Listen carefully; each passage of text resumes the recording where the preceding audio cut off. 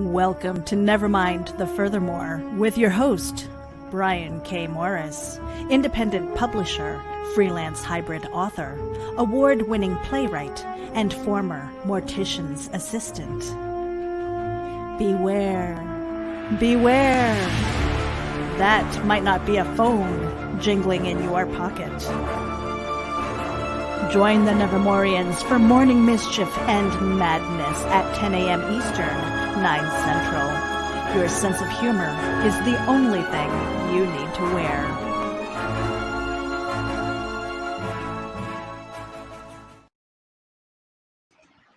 Good morning. How the heck are you? Hope you're having a great morning so far. It's Wednesday, June 17th, 2020, and what a momentous day. We have actually got some announcements coming up on this show that I think you're going to be excited about. And in fact, I'm not going to waste this gentleman's time any longer. In fact, he is here right now. I saw him sneak in just as I hit that button to fire up the show here. We're talking to the one, the only Luke Stone. How are you this morning, brother? Good morning. How's it going, Brian? I'm doing great, running behind as always, but what else is new, right? You know what? I've been showing up late and dirty my whole life, so... well, I've got that dirty part down.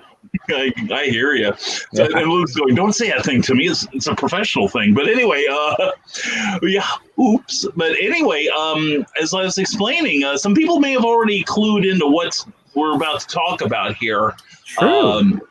Because we've left blatant clues all over the interwebs all morning, thanks to you and Meredith. You know, I'm terrible at secrets. I'm terrible at secrets. So, yeah, I hear you. Rosebud's just like, oh, sorry, guys. Oh, yeah. So, anyway.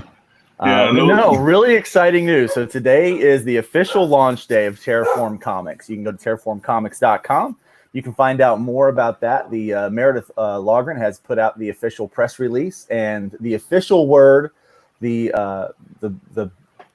kind of the big news is officially here on Nevermind the Furthermore for all those Nevermorians, because you know what, we were really inspired by the Nevermorians, and so we've got a really cool company that we've decided to start here, and there are 6 of us that are working together with I think it's more than 100 years combined experience in publishing and marketing and all of those good things. And I'm 90 of them, so. And Brian is 90 of them, so we have team forces. So it's myself, and then Brian is our kind of our like fan base liaison, our consumer liaison. Like he's the guy that is he's the go between our fans and our publishing. And then we've got Rob Anderson, who's taking care of logistics. You guys might know Rob Anderson. I've heard his name a few times out there. And so we're bringing his passion to the table as well. And then we've got a guy named Varian Grant, who is in charge of this company called IndieGoGo Comics, and he runs Last Call Comics. And he is coming on board, and he's taking care of our distribution relationships and those kind of things. And then we've got a guy named Eric Hodson, who does Dreaded Dinosaur Man, and he is an amazing artist and a very great with the graphic eye and stuff like that. And he is our art director. And then we've got Meredith Logren, who is everyone knows Meredith. Meredith's awesome, right? And so we've got Meredith, who is on, and she is our kind of our social media director. She does all those things with that, and she makes sure that we all look professional and polished. And so, you know, we need someone like that, don't we, Brian? Yes, we do. Seriously, we do. And I'm just amazed by the talent we've got in here. I feel like you guys have filled some sort of quota by having me in here. So no, man, I'm telling you. And here's the thing. Here's another big announcement. Do you want to make it? One of the titles, one of our flagship titles that's coming out. So this is going to be the official home of Hybrids, the Sons of Gods now. And so all of that IP is going to be coming out through Terraform Comics. But we also have Cat Dad and Supermom, and we're going to be doing a Dreaded Dinosaur Man title. And there's also one more that we've got listed up on our site. You want to talk about that one? I think I should. Yeah, it's called Sunset Trace. It's a very pulp-oriented story that takes place in 1918. And Sunset Trace is out to clean up Steelyard City. And everyone knows who Scarlet Trace is. Except Scarlet Trace. It's a two-fisted. Yeah, Sunset Trace. Yeah, well, whatever. I keep a Scarlet Trace. Excuse me, I'm confusing it with another character I've been saving a name for. But Scarlet Trace. Yeah, Scarlet Trace is an adventurer. She's a two-fisted person. She can hotwire a car, but she doesn't know how to bake a cake. She has a lot of mystery in her background, most of it to her. And there are elements moving into Steelyard City that are, at best, unwholesome. And she has taken it upon herself to combat them. So, but yeah, it's I'm excited, and I'm really excited because I was looking for a top flight penciler for this, and sure enough, when the need arises, the answer will appear. And do you want to tell them about? Well, I don't know if you got a top flight penciler, but you got a hardworking penciler. So we're actually teaming up on this together. So we're going to be working on this project together. And so I'm actually penciling, and I'm going to have somebody else ink it so that I can keep penciling a bunch of other stuff. Because here's the really cool thing about Terraform Comics: not only do all of us kind of come together and do our own things, but we are truly collaborating with each other. So when it comes to title designs and stuff like that, we're helping one another and building those things up. And so some of the titles that are coming out are going to be true collaborations. Like there's one, so Scarlet Trace with you and I, and then we're going to do, then later on, Rob and I are going to be doing one called Wolf and the Fox, which, by the way, guys, that one's going to be really cool. The concept for that is banging. It is. Yeah, I mean, we just got so many cool things that's coming out of that, and just the creative juices. And so here's the thing. When I was a kid, I was so excited about comics. And I've kind of been that way growing up, like this whole time. I love comics and stuff like that. And so it's so neat to work with a group of people that are very excited about comics, but they also understand the importance of the business side of things. And so we all kind of want to elevate our careers into the next level. And so we know that sometimes you can punch through that wall yourself. You can go right at it and just keep going like the doctor punching through that ice wall, over and over again. You could do that, but it's so much easier to punch through those walls when you've got friends and who have a little bit of power behind them as well. And so now you've got the combined audience of Brian K. Morris, who's internet famous, of Meredith Logren, who has a ton of connections and in her own right. And here's the other thing: we're also developing a book with Meredith.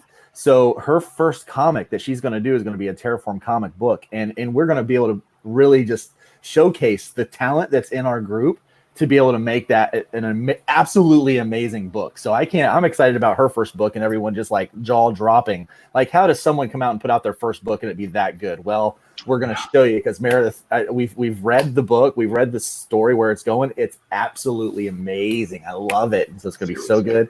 Seriously. So we've got that, but everyone is like putting together their efforts to really lift one another's game.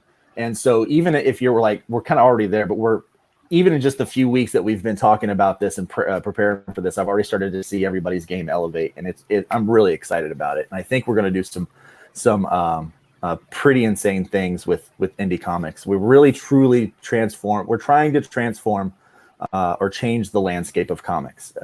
Especially for us independent creators. So I'm really excited about that. Yeah, I am too. And it's really rare, I think, in all honesty, to find half a dozen people, actually even two people in this field who are rowing in the same direction. And, we've got about half a dozen of us. And plus we've got other people who are, lending their expertise to what we're doing, which is gratifying, even though they're not, working with us, full time, like you and Meredith and Rob and Barry and Eric and I are. But no, I think this is terrific. And we're going to get this out of the way. I've been flashing comments up here. Brian is the best. Oh, thank you. Brian is the best. I'm not not unless you're out of the room, Luke. But anyway, Rick Radley says, I know indie comics has rekindled my love for comics. That's cool to hear. And Carl Wisman says, sounds like a great indie project. And Carly Coffee says, Christian Basil. Poor Carly was suffering from a caffeine deficit earlier. So we all recommend that you fix that as soon as possible. And Meredith, we love you, Meredith. God bless you.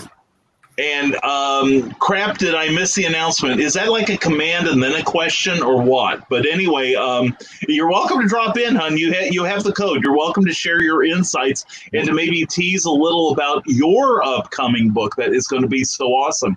But meanwhile, while you're trying to figure out a way to not get in here, Charles F. Millhouse says, "Good morning to everyone that showed up." By the way, we just got so excited. We just decided, heck with this social nicety stuff. Let's just get to the meat of this broadcast. What mainstream comics are missing today is classic storytelling. Indie comics have that spark the big boys used to have.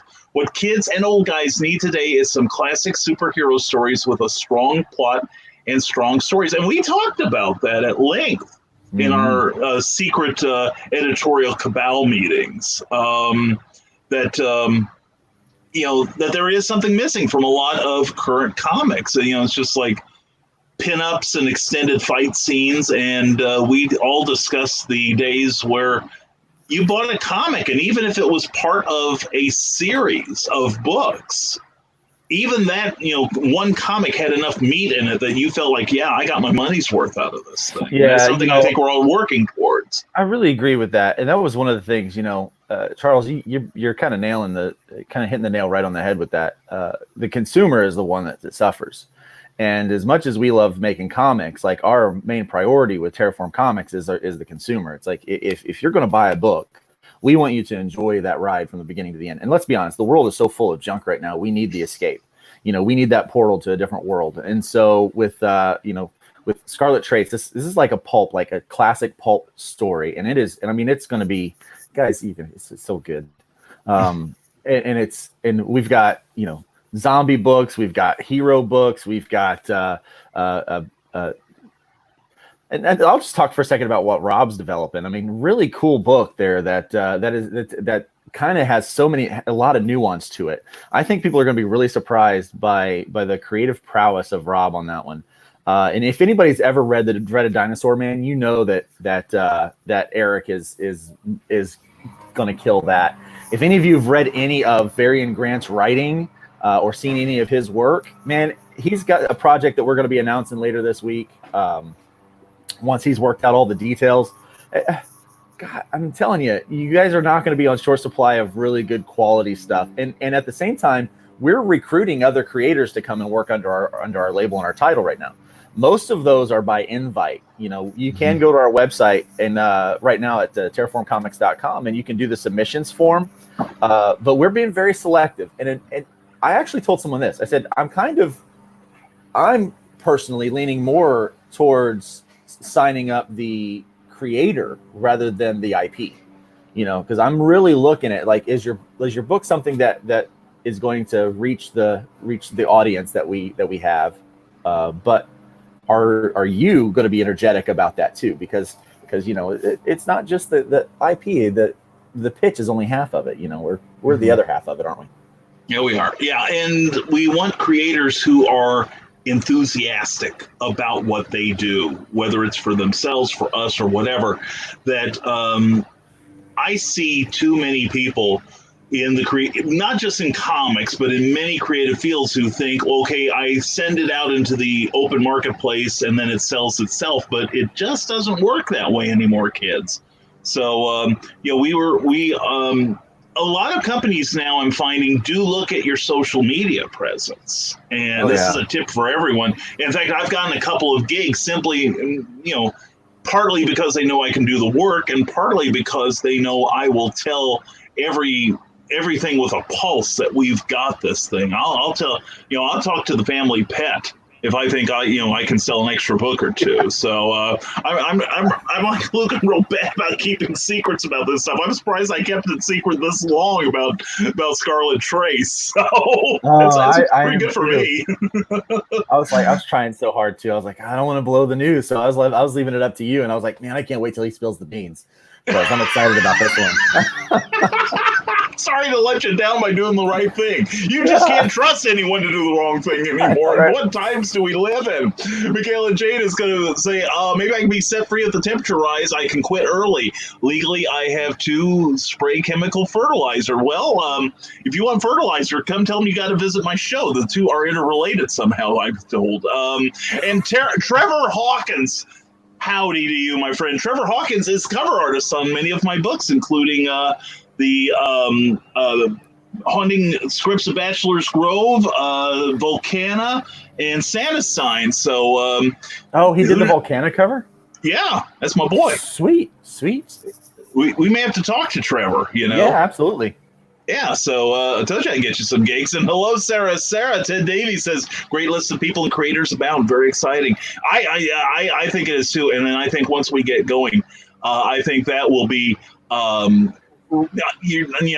I said, I can just keep choking up when I think about all the potential in this. And I'm all sweaty balls, says Meredith Logren. I feel like I know you so much better now. I just literally got back from my 1.5 mile jog. Okay, there we go. Well, if you want to come on the air, you know the way. Ken Keller, good job, guys. Ken, thank you, buddy. Thank you. And Ken Keller is the writer and creator of Red Talon, number 1 and 2. Just came Red out Talon, on Kickstarter. I do want to do shout out with Ken, man. Ken is a great guy, great creator. Keep your eyes on that dude. He's going places. Seriously. He's young, he's energetic, and man, I wish I had half of the excitement that he does about comics and stuff like that. Man, he is a good guy, and keep your eyes out for Ken Keller. Yeah, he's going to be going places. Yeah, start buying it now while you can. Start buying his work now while you can still afford it. I'm telling you.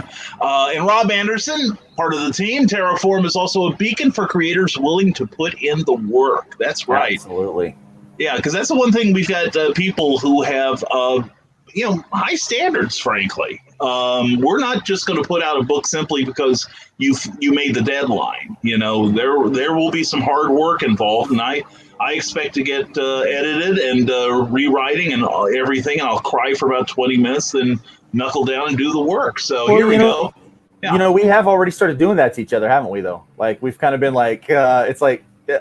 it's not personal, it's business, because we all believe and trust in each other's abilities, but we're all setting our egos aside. And so that's really important, to set your ego aside for this, because it's going to elevate. It really is. Mm-hmm. Yeah. And considering my ego, it's like we're talking about one of the 7 labors of 12 labors of Hercules. Sarah has a list of things to help with gaming in a house of horrors. There we go. And Sarah may have to learn to write comic scripts soon. And Teresa Dunn, indie comics makes the way of true storytelling. I believe that. I really do. There's a lot of great work out there, like Luke was saying, Cat Dan Supermom, Zombieful World of Oz, Hybrid Sons of Gods, that's just the stuff I'm aware of, that I know that I'm missing out on a whole lot of good stuff. And Sarah says hello to us both. Carl Witzman says hello to Meredith, ignoring us both. And everyone's saying hello to everyone. And hey, Nevermorians, hey, Teresa. And we're going to catch up here. Christian Basil says of the Legend of the Traveling TARDIS podcast, says comics are supposed to take me out of my world and immerse me in another, not rub my face in the current world. In short, it's not the new Warriors. Calgon, take me away. Well, I think it's very relevant that the escapism aspect of comics has been woefully ignored in recent decades. Not just in the last 5 years, but it's been a gradual movement away from like was said, solid storytelling, solid plotting. I've been every time I want to give an example of people who I think are great writers, a lot of times they're no longer working in the industry because they're, either elderly or dead. There are still some good writers in the industry, but I think they're getting fewer and farther between, unfortunately. I think so. And I think an unfortunate thing with not just comics, but in general, there seems to always be this agenda that you've got to, someone has an agenda, hey, I'm going to tell a story that makes you think this, or what happened to just telling a story and letting those things just kind of work themselves in there naturally and organically. And but I'm with you, man. I like to escape. I think comics I said it in our press release. When I was in junior high, me and my friends would get together at the lunch table and show the books that we had, and we'd talk about what happened in our favorite title last week. And it was like a portal of escape, man. We went to different worlds, and we started drawing our own comics and making our own comic characters, create our own universe. And I was so excited about that. And so this is kind of like a retreat to that time with people that I love to make comics with. And so we're making these comics and having these ideas and these discussions, and we're doing it, but with kind of this elevated standard. So it's like that way, because we don't just want to share it with us, man. We want to share it with Christian and Rick and Sarah and all these other guys out there. The more the merrier, right? Exactly. And plus, we are working on various ways of getting the comics to you. Not just Diamond. Diamond is on our radar. So are the other distributors that are now popping up. But also, crowdfunding will be involved in many of the projects. Online work. There's just a whole lot of different ways to get comics to you, and we're going to try to take advantage of as many as we can. Rick Bradley says, after I get some of these short stories done, I would be more than happy to do a comic with you guys. Well, we'll be waiting, right? And Meredith Walken says hello to a whole bunch of people. The cool kids on YouTube, where there's less lag and better sound quality. And ooh, Christian, you and nothing but bubbles. Who's Bubbles? Anyway, Christian says Sarah would make us a full house. There we go. As long as one of you paid to get into Yale. And Carl Witzman said, Michaela, I was hoping for a cooler day to use some artwork. For your sake, I'll hope for some heat. Okay, there we go. Well, just tell them you're hot anyway. So that should work out. Man, we are way behind, but it's worth it. Sarah is slumming on Facebook. Okay, Christian says, Meredith, I was the kid who blew bubbles in high school. Let's move on. And yeah, see, whatever I've got is, you forget the COVID-19, whatever the naughtiness bug is. I've even infected Luke. Poor man. Pray for him. We've got to have a telephone. And you're welcome, Trevor Hawkins. And Trevor and I have been talking this morning about some creative stuff. And now we got one more thing for you. And Sarah, your presence has been requested at the Cool Kids Table on YouTube. And good morning for Joe McKeel. Joe of Stupid O'Clock. There's a fine show here on the Book of Faces on YouTube that y'all ought to check out on Friday nights, 9 o'clock, almost past my bedtime, but it's a good show worth staying up for. And Terraform, changing the landscape of comic books, that's what we are out to do. Rick Bradley and Christian Basil, we're talking about Brian's ego. There's not enough Wi-Fi out there. That's true. That takes up a lot of bandwidth, let me tell you now. And Sarah switched sides and bring Cookie home. Thank you, Bill Sarn. Much appreciated. And everyone who's joined us on YouTube and Rising Tide and Profile Page, thank you for joining us. And Carl Wisman, I tell you, if YouTube ever sets up lagging for friends and or emojis, Facebook's lunch will have been eaten. All right, you've been put on notice, Facebook. And welcome, Sarah. And Michaela Jade says, this sounds really exciting. I'm proud of you guys. What an adventure. Thank you, Michaela. I sincerely appreciate that. Yeah, that's very sweet of you. And everyone's saying hello to each other. And Sarah says, agreed, Carl. I am double dipping pages, was working on another 100 lists and finished it right into the show. See, we inspire people. And Sarah's saying hi back. And Meredith says, Luke is looking straight into the camera and straight into my soul. And I'm undressing you with my eyes. But anyway, and she's like, yeah, well, what else is new? So this means we're sincere because we're staring right at you now. Okay, there we go. That's just frightening them. Whoa there, Meredith. You're going to need a cold shower for multiple reasons now, says Carl Witzman. And too busy for a shower. Enjoyed the pickled pits. Well, this show's going downhill real fast anyway. And what happened, Brian? What happened? I don't know. I don't even have all my lights on. That's why I realized that's why I have this 30s movie star glow here. So, yeah. But anyway, Brian. Can you hear the trash truck outside? That's usually our Monday morning soundtrack. That we have we are surrounded by trash trucks, but I love it because does the city pay? Did your municipality pay for your trash pickup? Oh yeah. I've never lived anywhere until I moved to Lafayette, Indiana, where the city picked up my trash. I always had to buy like a private contractor, and I went down to City Hall to get all the utilities fired up, and I said, well, who do you recommend for trash pickup? And they said, well, you pay property taxes, right? We'll be down at 6:30 a.m. Monday mornings. And I'm like, holy cats! I truly live in the land of opportunity now. Eric Hawkins says Brian might become so famous that I'll need a new editor. Here's the thing: you've got to stay up with him because he's getting famous. Like everyone knows about Eric's book now. Like that, Zomful World of Oz is awesome. And does he have a publisher? He's got one right now, but you know how these self-published people are. You know, like. Yeah, I know how that is. Yeah. You can tell we've gone corporate.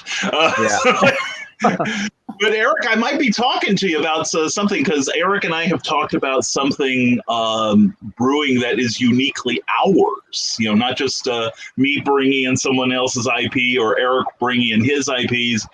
Something that we would create together. And I came up with a superhero idea. You know, going along with my pulp ideas that. I think he and I need to talk about them, and it's nice to know we might have a home for them where one of us might have an inside track. You know what I mean? Because Eric's name opens doors. Carl Westman says, so this new venture come about from the Nevermind the Furthermore and On-Con shows, bringing creators together during the self-isolation. That's an excellent question, I think. Yes, it is an excellent question, and yes, it did. So many of you guys will know that I've been with Starcrossed Comics for a couple of years. Love Joe, love the guys over there, absolutely phenomenal, and it's been a great relationship with them. But it kind of in that vein of opportunity, like there's been some opportunity to say, hey, I think that it's, you know, that I'm ready to maybe take the next step and maybe do this as a profession and not just as a serious hobby, but, you know, kind of make that. And there's a lot of risk that you have to do with that. And it's easier to take those risks and those steps with other people that are already trying to do that or have already started to make those steps. And so, yes, after connecting with some people through Nevermind the Furthermore, Clever Title Pending, and the On-Con Network, we've been able to, that step made it kind of easy. And so when I was kind of talking through some of those ideas, people were like, well, if you decide to do something, then let me know because I would also like to do something. And so those conversations a few weeks ago just kind of turned into, well, here's how we would do it. Like, if we're really going to do it, here's how we'll do it. Like, well, this, and this. And so then we started to really put out the business plan and everything and build a business model. And so, yes, Carl, it did. Yeah, that's now this points out what I keep saying about networking. You know, and you don't have to do it face to face. That's what these interwebs do so well, also. And it's, you know, just basically finding like-minded friends who want to, you know, like I said, row in the same direction. And one thing I think is something I could point out is that many are working with other people in comics, and we're going to try to bring that into the Terraform mix. But by the same token, we've also had some bad experiences. You know, not all collaborations are as good as they sound, you know, when you're first, you know, mapping them out. And I know I've had a couple of affiliations, shall we say, that were less fruitful than others. He said making his sense of diplomacy break into a sweat from the strain. Yeah. And I'm not saying anybody else on the team has, but every now and then we'll be talking about something, then I'll have like a PTSD moment from my previous indie comics experience. Like, no, we can't do this. Yeah, I've got to talk him down and like, look, where did the bad man touch you? Yeah, exactly. Yeah, I've been pointing to every place on this thing. I'm telling you. That's what we all need, Luke. We all need these. Oh yeah, yeah. I can't wait to get my copy of Meredith Stall. But anyway, that's another show. That'll be the after hours one. Bill Sarton says. I hear that a lot from him. Anyway, considering that the real world is turning into a maddening Orwellian society, says Bill Sarton, I don't want to live in it anymore. Hurry up and get your comics out, Luke, so I can forget the world for a while. We're working on it. We're working on it. Yeah, we're working on it. Yeah, because I will be working on my outline for the first story arc of Scarlet Trace this week. I had to get a couple other things done because I'm so freaking far behind. Imagine that. So, and I know Luke's got a full plate as always, so, which is why I'm grateful that you're going to be working with me. Christian Basil says, Sarah, you're here. The army is now complete. He mocks us with his laughter, his dreadful laughter. And Joe McKeel, Thursdays, 9 p.m. and Saturday, 11 p.m. Check out Stupid O'Clock. It's like a whole bunch of friends at a comic convention or a science fiction convention, get together and just talk about whatever's festering in their twisted little minds. And oddly enough, I have found a home with them. So that should, if that isn't guilt by association, I don't know what is. But anyway, check out Stupid O'Clock. And they also have a page here on Facebook. It is a fine, super fine show. And Sarah has now been indoctrinated by those guys. Look out for Sarah. She's got the nighttime covered. And Trico Lotkins. Morning, guys. Hey, Trico. How you doing, guy? What's up, man? Good to see you, dude. Anyway, Christian Basil, Luke, if you had the ears of Diamond, what would your suggestion be to fix their reputation? Now, keep in mind, Luke, we can only be on here about 5 hours, okay? And then I've got things to do, so keep it short. I appreciate that question, Christian, but I don't know that I'm in any position to be able to tell Diamond how to fix their business. I do know that they need to think more about the customer and less about themselves. That's what I would say, because really the consumer is king. There is no comics industry if I have no comics career if you don't buy my book, and so fan service I'm all for. I'm Terraform Comics is here to take care of you guys, so whatever they do, I don't want them to go under. I mean, we need their work, but I also think that we should have other people that they're trying to do the same thing they are too. So I agree. Competition. And competition's already had an effect on Diamond, because they're starting to wrap their packages better, which has been a complaint even from back in the days when I was in comic shops. So we're starting to see some progress, maybe. And I agree. If I can chime in, I don't want Diamond to fail either. I just want them, like what we're trying to do, get better at our game, to up our game. And Carl Whitson says we're making up for behaving last night. Well, that you are. Last night we had a really good show. I got to say, please check out Clever Title Pending last night. We had Kathy Jackson, Tyrone Tony Reed Jr., and David Atkins, and we talked about faith in our novel writing and such. And we had some pretty good discussion. Yeah, I caught a little bit of that last night. It was a good show. Good show. Well, thank you very much. A lot of people, I've gotten a lot of good feedback from it, and it's always it shouldn't be, but it's kind of risky talking about faith sometimes these days. And I am just so proud of my Nevermorians that they approach it with an open mind. Well, I'm really glad they do too. I mean, it's kind of my day job. So yeah. Luke's a minister. So some of you might know me as a comic artist and publisher now, but I'm a pastor first. So yeah. And in my day job, I'm the reason he exists. Anyway, Sarah says having published works is surreal. Willing to work on more projects. That is fantastic. Sarah just got her first publication going. Oh, awesome! Congratulations, Sarah. Yeah, and got it through this show. Not, people find work on this show. We're better than the New York Times classified section, I tell you. And Joe McKeel says this show just took a left and headed out through the cornfield. Well, yeah, that's like, what else is new for this show? That's kind of like the agenda, if we have one at all. And is a trash man outside your window, Luke? Let's take a look. Is Trash Man out there? Oh, look out. Trash Man and chlorine, and you can't see her, but Ion's way up there. Oh, there you go. That's a handsome looking banner there. Very nice. I broke it, so I got to get a new one for my conventions. Ah, nice. Yeah. Definitely don't try to change them out. That way lies madness. I've seen it happen. Well, I've seen it attempted. Let's just say I've never seen it really happen, but I have seen it attempted on several tragic occasions. I was moving and the ceiling fan got it. Oh. Yeah. Well, yeah. I've seen some people say, well, I'll just save $60. I'll just yank out the guts and just slide it into the new one. Easy as pie. It's like, pie out to about 200 places. It's easy. That sort of thing. Eric Hawkins says Luke is on, so I thought you were going to have some class of the show. Then boom, downhill as soon as Brian starts talking. I can only do so much. I mean, he's only human. Only God can perform miracles. And I'm still waiting. Let's see. We've got some more comments here. And Sarah says, I had to stop last night. I figured I'd put both feet in my mouth, ending up looking like a pretzel. No, you wouldn't have. No, I think last night was a very, very Very good discussion.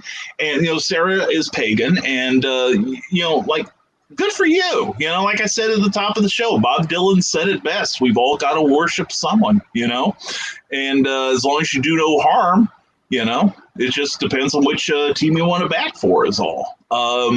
Christian Basil, sorry, Luke, I know you're our special guest, but Sarah and I are flirting again. You keep your hands off her, you filthy animal. And get your mind out of the gutter, too, so mine can float on by. Eric Hawkins says, thanks, Luke. I am Kansas famous, but not, or Kickstarter famous, but not liked on IndieGoGo. IndieGoGo is a tough one, is a tough nut to crack. You got to kiss the ring over there, I think.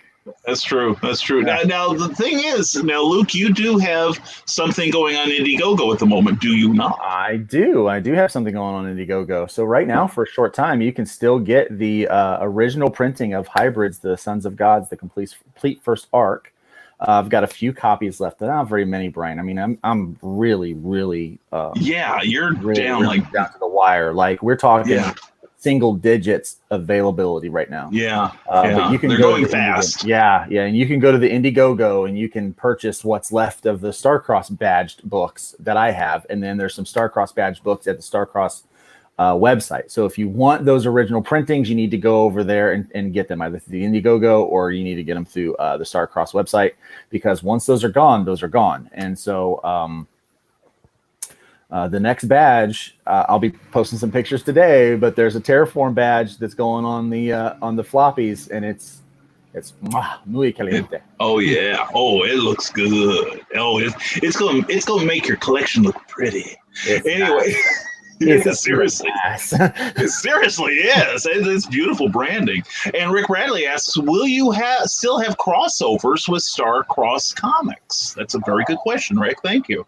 Occasionally, yes. We'll work that out. I'm still friends with Joe and with Ken. I really, really hope that they do well. One of the artists over there that has done my variant covers will continue to come over and do some work for us from time to time. He may actually draw a book for us in the future if his schedule will allow him. But yeah, so there's no hard feelings there with Starcrossed at all. Praying for their success, and they've got a beautiful model that allows people that are kind of new in the game to get acquainted with the comics making process and to kind of take them into that level. And really, but really what we needed to do, what I wanted to do, was focus on kind of people that were already at this kind of like mid level that wanted to try to pop into the upper tier. And so that's what we're trying to do. Beautiful. And I'm holding out for DC. Anyway, Terraform Comics, says Meredith Walgren, is working on building our mailing list. Please subscribe, and there is the link, and follow us on our social media channels there. Now we've got a Facebook page already. And it got a lot better after Meredith fixed it this morning. Yeah. Thank you, Meredith. We love you. And Sarah says networking makes things happen. Isn't that right? And Voodoo Doll. Exactly. Teamwork. That's right, man. We got the slogans here. Don't go to your other companies for slogans. Come to Terraform. We got them all. And Voodoo Doll of Brian. There we go. Sponsored by Pepsi.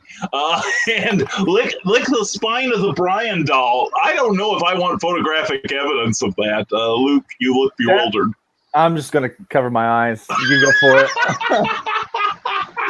Well, I'll do that, Sarah, but you got to pay $2.99 for the first minute, if you know what I'm saying. Eric Hawkins says, "Wait a second." Speaking of that, check out Brian's tip jar. Oh, yes. Down there. Yes. Oh, wait a second. I got to get that tip jar graphic. There we go. And if you like what you see in here, and if you like Luke's half of it at least, there's my tip jar. And everything that goes in there will go into improving the look of this show. Thank you. Like turning on all my lights. Hold on a second. That's driving me nuts. Hold on a second here. God. What's that? There we go. I feel complete, bathing in its wonderful radiance of my $18 Walmart lamp with the 5 heads on it. So and that's one of the things I'm going to take this thing around when we get a real camera for this show. We're going to take it around the room and not show you the mess, but we're going to show you our lighting system. It's It is Trey gorgeous, if you know what I mean. And let's see, wait a second. Brian's had previous bad indie comic experience. Ain't I the only one you've worked with? No, if only you were the only one I've worked with, Eric. No, Eric, collaboration with Eric has been incredibly, remarkably smooth. He is a wonderful collaborator, and I look forward to many, many years of doing so with him. But he's got an IP of his own right now that he's working, and he's doing a fantastic job of it. I'm very proud of Eric Hawkins. I really am. But I'll be prouder when he comes back to the fold, because we make magic. The guy and I make magic when we work together. So, you guys thank you. Work together. Thank you very much. I appreciate that. And Meredith Walgren goes, "My doll must be a giantess. What happened to that conversation?" That's a good thing. Maybe we ought to get like a show like this, maybe on after hours, and on the weeks that you can't host it, Luke, Meredith and Rob and I can. I mean, what's the worst that could happen?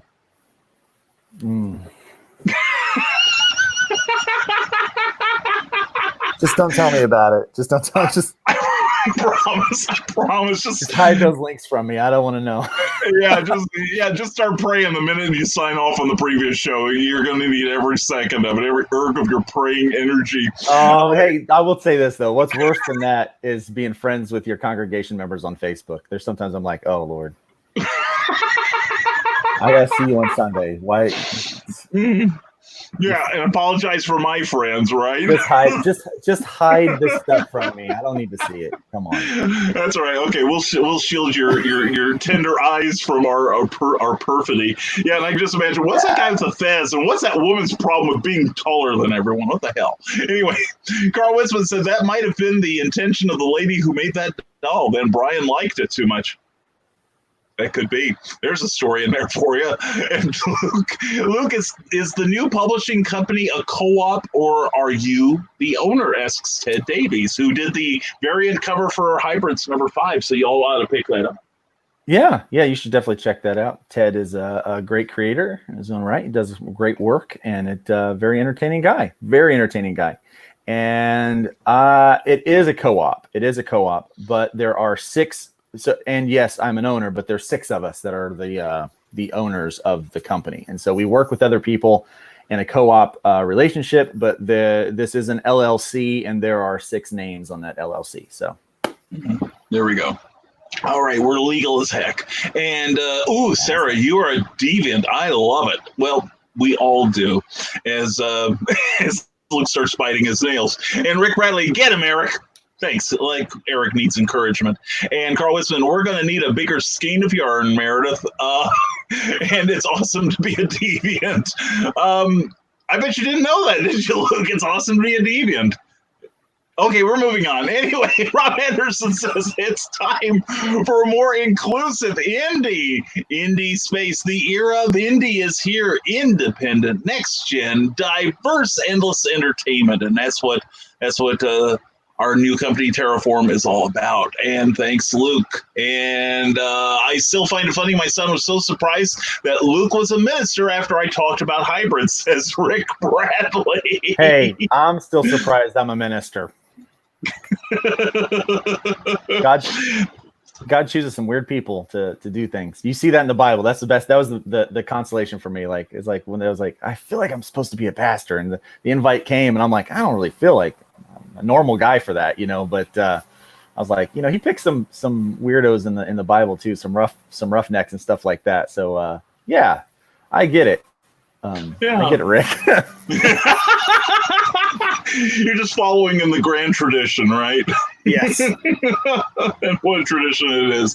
Carl Witzman says, Sarah, I think it's great you're writing professionally now. Welcome to the madness. Yeah, seriously, welcome to the fold. And may you have many further triumphs.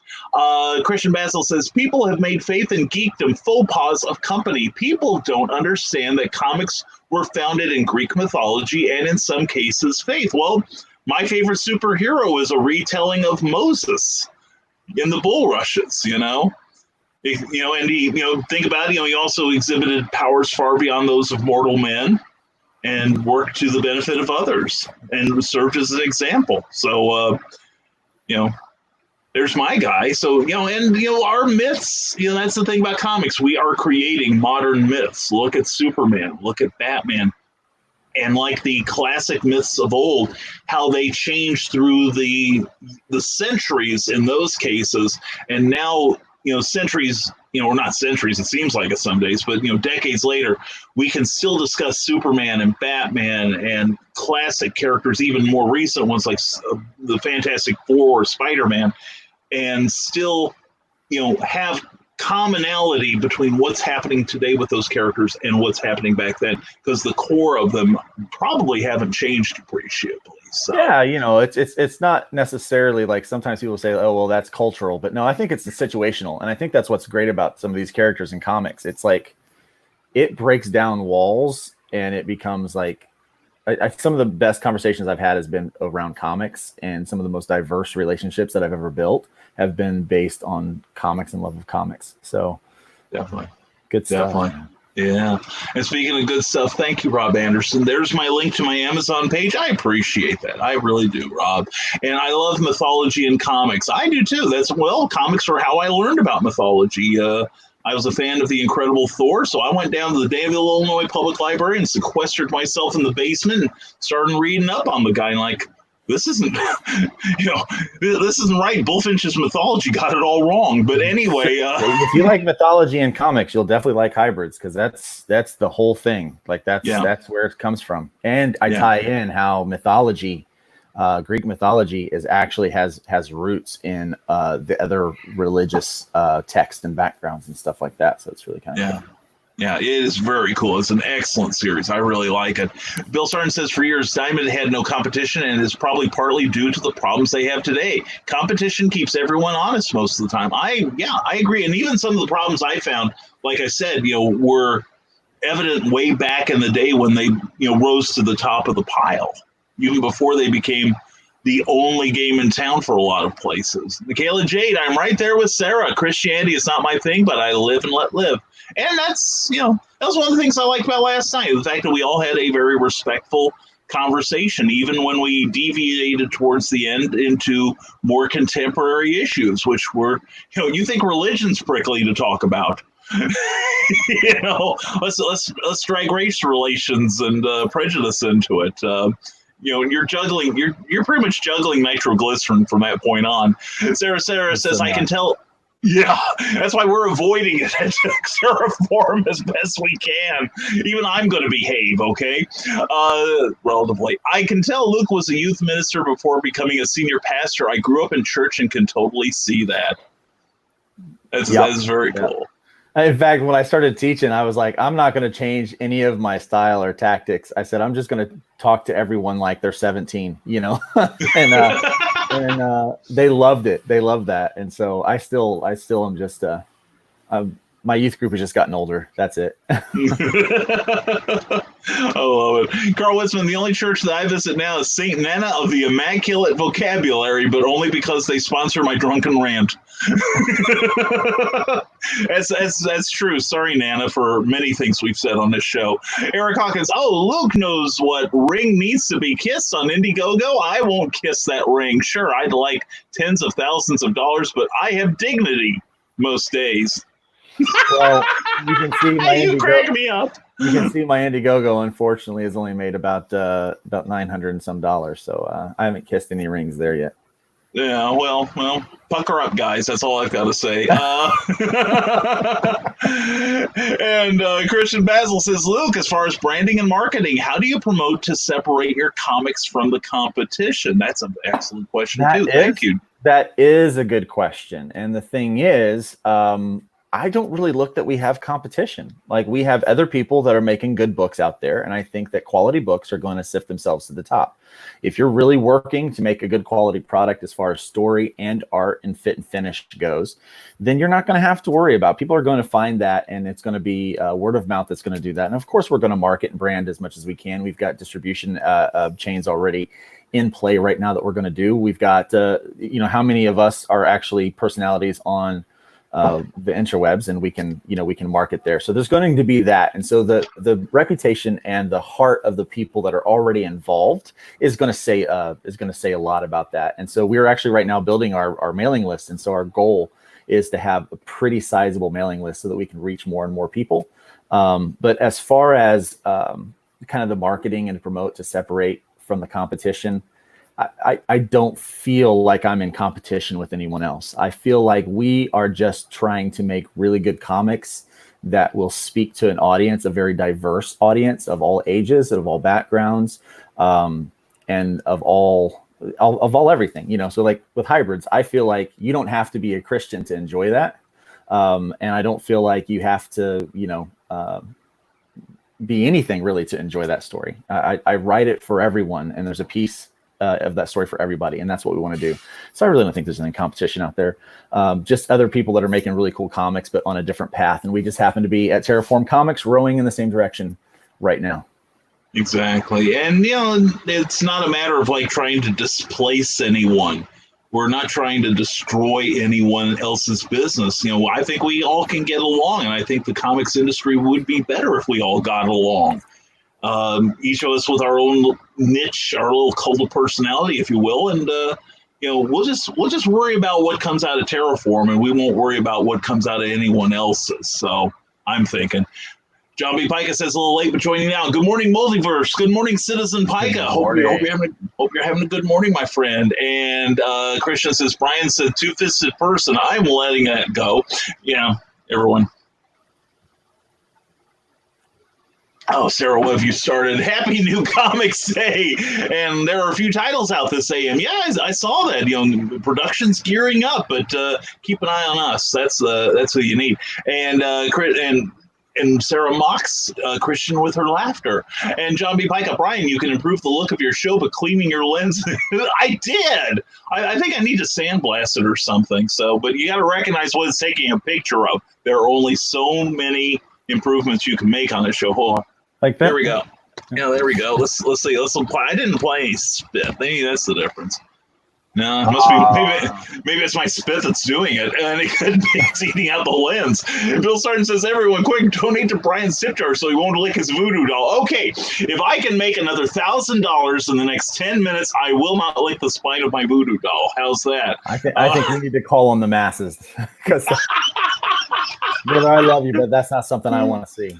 I love you too, and I would do everything in my power. I won't even pledge to that to spare you that indignity. I would. And Rick Bradley, did you ever show your trophy? Oh, I think that's me. Oh, that's right. I never did show my trophy, my award. Hold on, vamp for a minute. I will show off my award.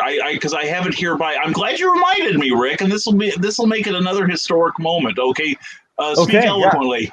Yeah. So speaking of trophies, I don't have any clever things to say about that, but we can just vamp a little bit. So, this is me vamping. I don't know, Brian, are you back yet? Come on, hurry up, dude. Okay, I'm back. Hold on here. Thank God, right, yeah. You're gonna have to learn to do this stuff. I'm telling you. No, I made a promise, and I'd forgotten all about it. Thank you again, Rick Bradley. And I'm glad I've got a co-star to help me during these troubled times. But anyway, I don't know if that was help or not, but well, it's better than I would have done than seeing me walk out of here and having dead air. But anyway, no. When as you know, I call myself an award-winning playwright. And I just recently found the award I was given that was basically for not killing the director, because I was just so amused. You see, I don't know if you've heard the story, Luke, but my first play, I wrote it back in '97 and it got produced, long story short. And I'm not saying I was nervous, but like Cookie, I had my hand on Cookie's leg and she was wearing a pair of blue jeans. And when the house lights came up, there's this big wet palm print on her thigh. And that's why whenever we go see one of my plays, she puts my hand on her leg and just holds onto it with a grip that makes all the blood refuse to flow into there. She wants that sweaty thing again. Excuse me. But anyway, I went backstage and I was thanking a friend of mine who was in the production. I said, "Hey, thanks for being in my play." He goes, "Man, that's a great play, and I'm sorry for what happened." I'm like, "What?" And he goes, "Oh, you didn't know? Oh, hey, there's the star. Go talk to him."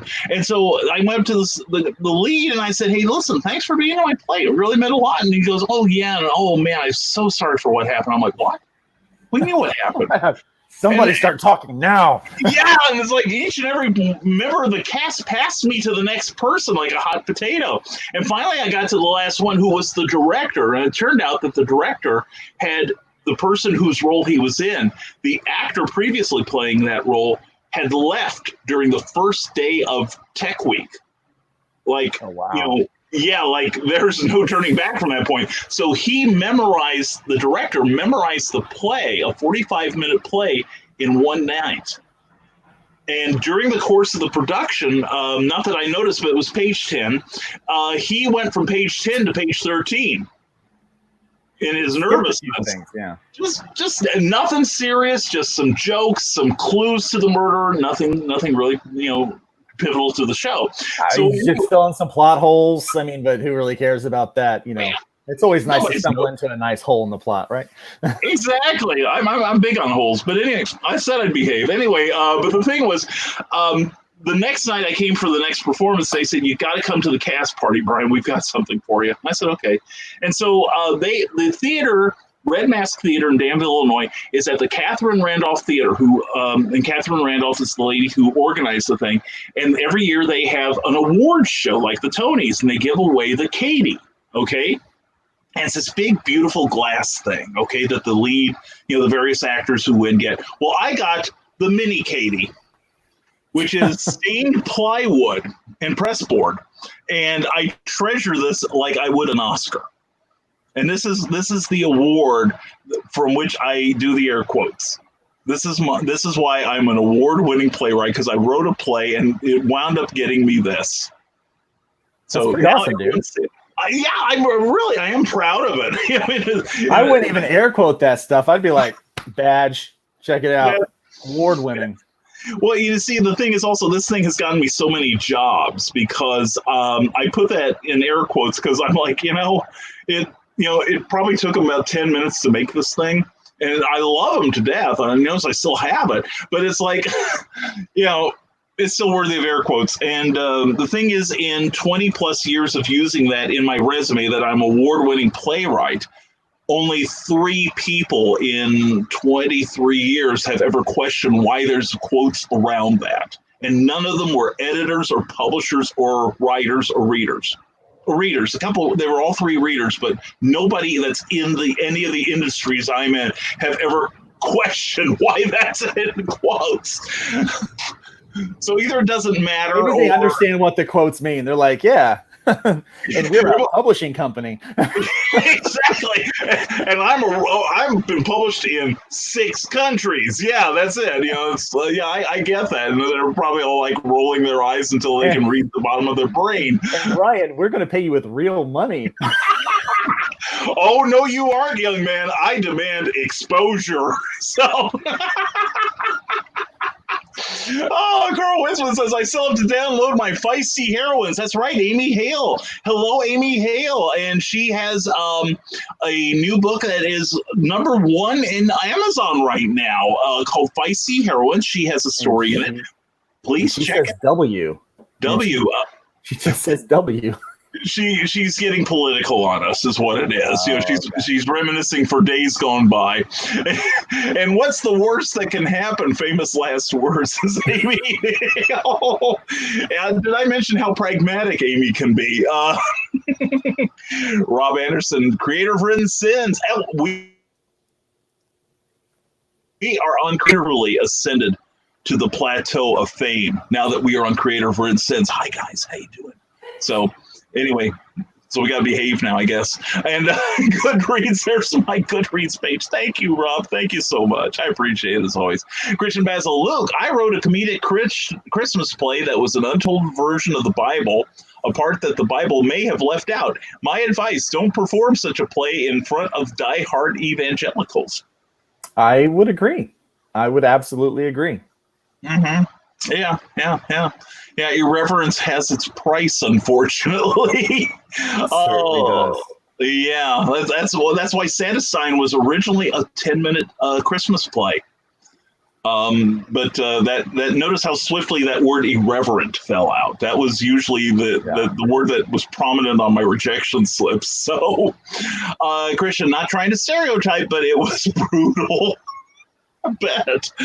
Rob Anderson, an all-ages tale that you and your children can enjoy together. www. Catman and Supermom. Who knew farts could be educational? Don't try that at home, kids. You're not a trained educator. Yeah, seriously, Cat Dad Supermom is awesome, and you should pick up that book, especially once we slap that Terraform logo on it. It's going to be awesome. I can't wait. Exactly. Yeah, seriously, it is a fantastic book, and we're all very proud of Rob. And thank you for bringing that over. Yikes, Christian, says Carl Witzman. You're lucky you weren't tied to the TARDIS and set on fire. It could happen. And John B. Pike, speaking of comics, we've launched our League of Impossibilists webcomic series on Patreon. We are also posting the character bios at the old Marvel, like all of the old Marvel handbook. That's what we need down the road, like a handbook for all our characters. So that's good. That's good branding there. Thank you, John. That's great. Check out the work of John B. Pica. Christian Bryan sequestered himself in the basement, and that's where my curiosity ended. I can understand that. I really can. And good morning, Harley Slavic, and much success, Luke, from Ted Davies. Thanks, Ted. Appreciate that. Sincerely. And Eric Hawkins, this might surprise people. I wasn't a youth minister, but was youth group leader, usher, and Sunday school teacher. Sweet, man. Yeah, well, youth minister or youth group leader, like that all kind of for me falls in the same thing. Like that's a special kind of crazy to do that. I love teenagers. My wife and we love serving the teenagers. But I'll be honest, I'll be happy if I never have to do another lock-in in my life. Oh man, well, I taught Sunday school a couple times too in my younger days. Now they won't. Now my flesh burns too much when I touch the door handle, so they don't let me in. Meredith Longman says, "Here's a link to the Terraform Comics press release. Please share it out with your friends. Please do, and you'll see some really cool people doing some really cool things in that publication there." And Carl says, "Christian Basil, luckily the TARDIS was made of wood." There we go. And he's licked the camera earlier. That's what happens. Says Carl Witzman. You found me out, brother. You found me out. And lick the voodoo doll, I'm out, says Joe McKeel. Yeah, I know how to end this show real fast, people. Don't one tongue, one woolen spine, and the show is over forever. Yeah, that's a safe thing. I think most people would exit on that one. Yeah, probably me too. Even I wouldn't want to see that thing. That'd be grisly. Eric Hawkins, I will pay $10K to not see Brian lick his own backside. I would need it just for the spinal readjustment if you're talking about real life. And there we are. We're seeing a consensus here, Brian. Yeah, but you know what? I've always been a rebel, so so I hope you all have had breakfast by now. That's the clock is now ticking on my resolve. Hasn't production, got to the party late. Congratulations on Terraform. Excited to watch you guys grow. Thank you very much. Appreciate that. And Sarah says, speaking of sweaty things, I say don't sweat the petty things and don't pet the sweaty things. That's good advice. That is good advice. That's solid advice, yeah. Yeah, see, this is the learning place. Heaven knows what we're learning this morning. But anyway, Meredith Longren, don't pet the sweaty things, I'm out. As Luke starts to question the company he keeps now. Christian Basil, filling in the plot holes. Those were my college days. My cup is nearby. And plot holes, nice, Christian, yeah. And Sarah says, nice award, Brian. Thank you very much. It's made of only the finest plywood. And Bill Sarton, now after seeing Brian's award, I now know what the K in his name stands for. There we go. See? I can't wait to get a B and an M and a B award now. It'll make my life and my collection complete. An all-ages tale from Rob Anderson that you and your children can enjoy together. CatDadandSupermom.com. Who knew farts could be educational? Me either. Uh, anyway, and the last of the Cat Dad with our Terraform branding. There we go. There we go. And Sarah says, Brian demands exposure. Flashing. Hey, that's, the judge warned me about that. And Christian says, Sarah, you're the new goddess I worship. And, Christian. And Amy Hill, thank you. Yes, Spicy Heroes is a #1 bestseller on Amazon and has a bestseller flag from Barnes and Noble. Wow. Like, that is high praise right there. That's awesome. Well done. Well done. And make sure that y'all order that book. It's a great anthology featuring some rather strong women in charge. And heaven knows we like them, whether they're a giantess or not. So anyway, please check it out and get you a copy of that book. I went ahead and pulled the trigger on it. And there are also some cool things you can get in addition to that I'm sure Amy will tell us about. And Rob Anderson says, speaking of things getting new branding, Hybrids, the Sons of Gods, the complete first arc, the Book of Enoch meets Taken in this fast-paced action-adventure hero book presented by Luke Stone. And there is the IndieGoGo link for that. Thanks, Rob. Thank you, Rob.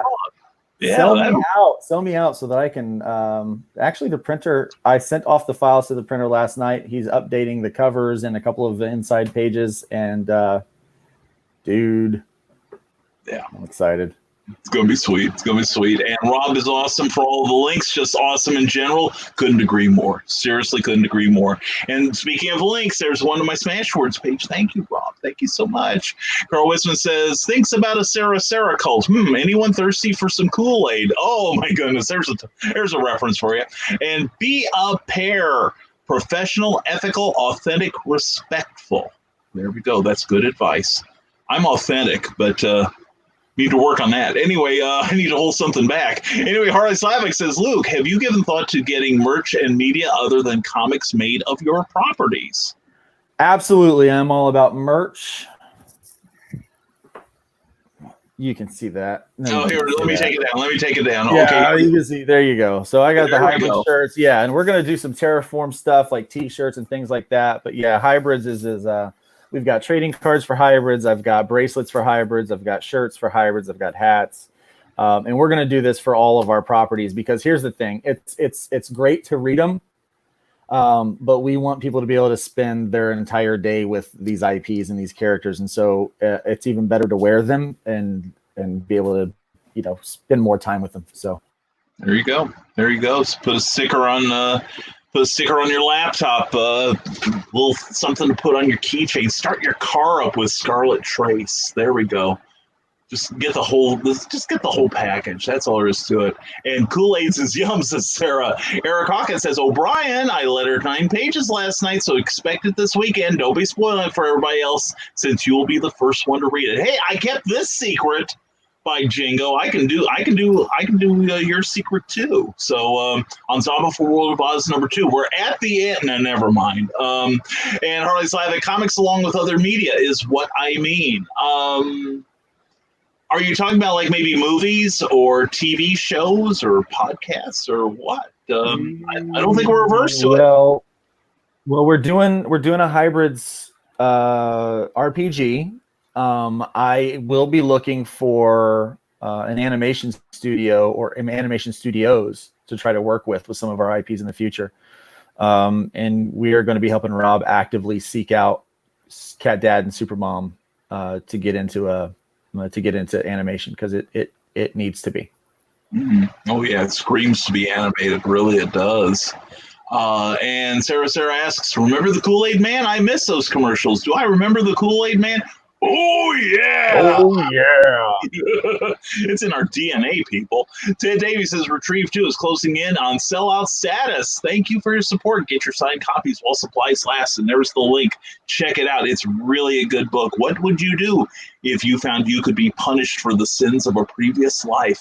Rob Anderson joined the 41K subscribers and stay in the know of indie comics by subscribing to comicbookadvocates.com. Also check out the Comic Book Advocates page on YouTube and on Facebook. And Christian, oh yeah, pun intended. And Sarah's smiling at Christian. That just encourages him, so look out. Harley Slavic said, my grandfather and my late great grandfather both became pastors. Okay, cool. That's very cool. And Rob Anderson says lots of great Kickstarters and more found here at thecreatorofwritten.com. Give them all $1 or pick your favorite. All right, excellent. And Bill Sartin, crazy quick ad copy alert. Join the far out and groovy people by clicking on Sartin Art 76, the artwork of Bill Sartin, for all things from yesteryear. And you'll even see my daily warm-up sketches that are always available for purchase. So check out the artwork of Bill Sartin, where everything old is new again. Please do. And there's somebody else we could probably tap for a cover or two. Who knows? Rob Anderson, today at 4 p.m., we have a group of great creators competing to get their video played at the end of the 7 Reasons to Back It. That's an interesting show there. I like that one. Yeah. Cool. And Amy Hale says, congrats on the new venture. Terraform sounds awesome, and I'm looking forward to seeing what you all have for us. Thank you, Amy. And Harley Slavic, we're catching up with your comments here. He's going to do some unboxing videos on YouTube today, so check out Harley Slavic because he's awesome. And Eric Plotholes, now on IndieGoGo by Sean Gordon Murphy. Looks interesting. Hey, we said plot holes first. He's stealing from us. He's ripping us off. That's what happens to these corporate people. You know, once they get a big seller under their belts, they sell the rest of us out. I'm telling you. I can't wait for my turn, actually. Here are the reasons explained, and there is a link from Rob Anderson, so please check it out. And well done, Amy Hale. Congrats, definitely. And Amy Hale is a giantess. Oh, please, Amy, don't ask me to explain that to you. And Christian Basil says, everyone get out your power strip. Here come the plugs. It's just like the hair club for men, I'm telling you. And the next gen of comics begins with Terraform Comics, terraformcomics.com. Check out that link. Explore it. You will be gratified that you did. Amy Hale said we are only able to offer the free book bundle for pre-orders. Once the book goes live, that goes against Amazon's terms of service. Hey, Amazon. So we had to cancel that promotion. I do think they put the same books, including My Shadows of Jane, in a separate giveaway, though. Now I'll check on that. Okay, cool. And let's see. Oops. And Cindy Cap, hello. Mwah. And if Smashwords isn't your thing, you can go to the Amazon and check out my work. Thank you. And don't forget Animal Eye, the brand new book from Cindy Cap. And I just shot past a whole bunch of. That's the one thing. Do you get that, Luke, or do you probably don't get as far behind as I do? But all of a sudden, like I don't have as many people commenting as you do. It's pretty easy for me to keep up with Rick Bradley's comments. Well, I hope that changes for you one day, young man. And anyway, Sarah, nice merch, Luke. Very cool. I need unlimited money for everything I want from creators. Well, that's why you're writing for Dave Woodrum now. See this? Well, yeah, you write something and then everyone buys it, and now you have unlimited money. There we go. I hope that works that way. Yeah, I'm kind of banking on that myself, no pun intended. Luke, was there ever an obscure event or encounter that just influenced and populated a story in your mind? And what was it? Dude, that's a lot to like. That's yes. The answer is yes, and that would be a whole other show. Like that would be a whole other show because that happens a lot. Like there's always weird stuff that happens. I used to. So I don't like to just write my stories like in one particular genre. So like I will take real life events and like and I'll put in different genres. And so there's actually a scene that I'm writing in issue 6 of Hybrids that is reminiscent of a real life event. So very cool. Yeah, we'll have to have you on one of our solo shows for Clever Title Pending. Yeah, we'll have to talk about that sometime. And good morning, all you fantastic folks. Wow, Cindy Cap, glad you're here. Please say something, folks. Otherwise, we're going too fast to just say hello to people, unfortunately, this morning, because we've had a lot to unpack this morning. TerraformComics.com. Check it out. And Carl Witzman, it's not like you didn't tell them, Amy Hale, you snooze, you lose. And be sure to visit Brian's website and sign up for his newsletter at risingtide.pub. Thank you very much, Meredith. Please sign up so then I can insist that you all also sign up for the Terraform Comics newsletter too eventually. And let's see. And Harley is back. Just sent another update, Luke. Excellent. And because you need nifty books to read. Thank you, Cindy Cap. Mwah. And that's the thing. Scarlet Trace started out as actually a book concept, but it just never gelled as far as that, putting it together in my head. But then when Luke asked if I had any IPs that I could contribute to the cause. All of a sudden, everything just kind of like, this will work as a comic better than it will work as a quote unquote regular book. Not that I do regular books. None of my stuff is regular unless I feed it brand. And Eric Hawkins says, I'm a little aggravated with Primo Print. My trading cards came in 1,250. The Lion and Tin Man were perfect, but only 25% of the other cards are usable due to so much smearing and smudging on the backs. Ugh. Oh, wow. That is unfortunate. I hate hearing that. I will give you guys a suggestion, and this is free. I normally keep this for not public stuff, but if you need like special kind of cards, paper, stuff like that, I don't know if he does like the metal cards like what you're looking at, but you should definitely check into Heroes and Villains. I'll send you the link. The guy, he does great work, absolutely great work, but he's runs his business off of Facebook, and he does great. It's Hero and Villain Design is what it goes by. I'm scribbling it down because I'm working on my swag for when we actually do get shows going in the Midwest eventually. Yeah, he does all of my foil covers and like special cards and stuff like that. So that's what he does. So here, I'll show you what. Yeah, please. Try to reach it. Like he does this stuff like this.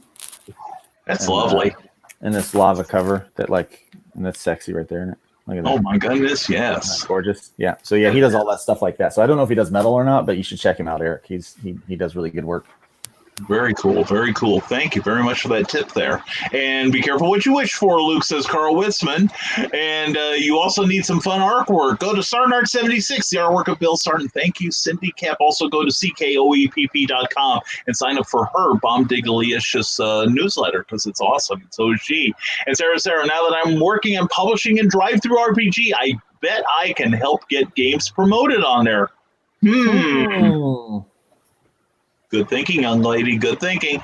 And Luke, you deserve all success coming your way, says Harley Slavic. Much appreciated. We're gonna try real hard. We're gonna try real hard. Definitely. And Cindy kept and Hybrid Sons of Gods is cool. You should check that out too. I agree completely. Very cool. And Meredith Walgren would actually love to have the Terraform Comics team on the Comic Noob show. I think I can vouch that at least one person would make time in their busy schedule for that. Yeah, so I'm down. So I don't know if Brian can make it or not, but well, yeah, if you'll have me. It's not like I'm used to being on camera or anything. No, I've told Meredith she is welcome to not have me on the show occasionally. I will allow some other people on there. I don't want to hog the bandwidth, as it were. But I'm there anytime she needs me. So, yeah, let's make this happen. Seriously. Rick Bradley, I can't wait to see what Luke does with the character I created for him. Oh, yeah. Oh, yeah. It's going to be cool. Yeah, it's a neat character. Can you say anything about it? And no is a valid answer. I can tell you that Rick created it and that we are in the process of negotiating a price for rights to it, and so and I can tell you that it's going to be in one of the books. That's what I'll tell you. All right, very cool, very discreet. I like that. Eric Hawkins says, "Cool, Luke. Thanks. I am always looking for swag vendors." As am I. And Eric's usually the one I annoy about it. So, and Meredith Walgren, I would love to have more subscribers to my podcast morning show on Wild One Forever at iHeartRadio. Please check that out. That is a wonderful way to start your weekday. Meredith does a bang-up job on that. When we did the episode, a couple weeks ago, and you can take a drink on that one.